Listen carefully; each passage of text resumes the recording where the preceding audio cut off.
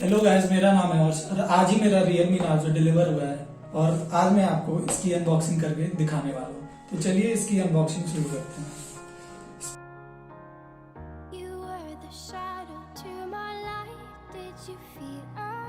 देख के तो बहुत सही लग रहा है। इसको साइड में रख देते हैं। अब ये हमारा चाकू का आगे चाकू में फेंक दिया। चलो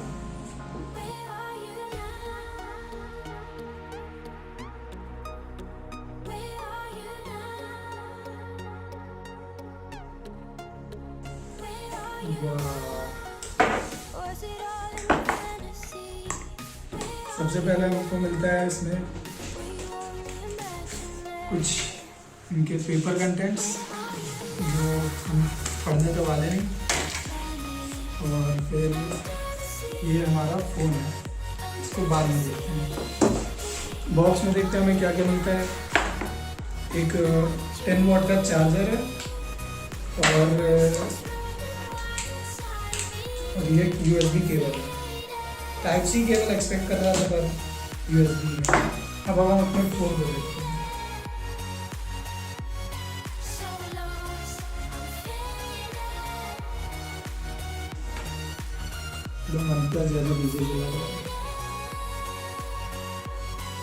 ये हमारा फ़ोन है। यहाँ पे पीछे हमें मिल रहा है USB टाइप मिल रहा है, टाइप सी हमें नहीं मिल रहा है। ये हमारे नीचे की तरफ स्पीकर है, पीछे हमारा फिंगरप्रिंट सेंसर है।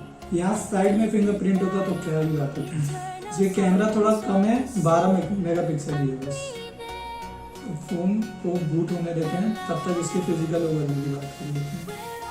पीछे इसका ये जो है बैक, ये प्लास्टिक पॉलीकार्बोनेट है जो आपको ऐसे आवाज़ सुन सकते हैं।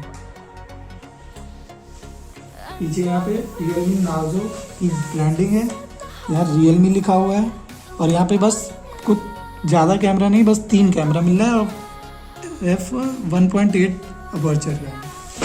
ठीक है, हमारा फ़ोन बूट हो गया है।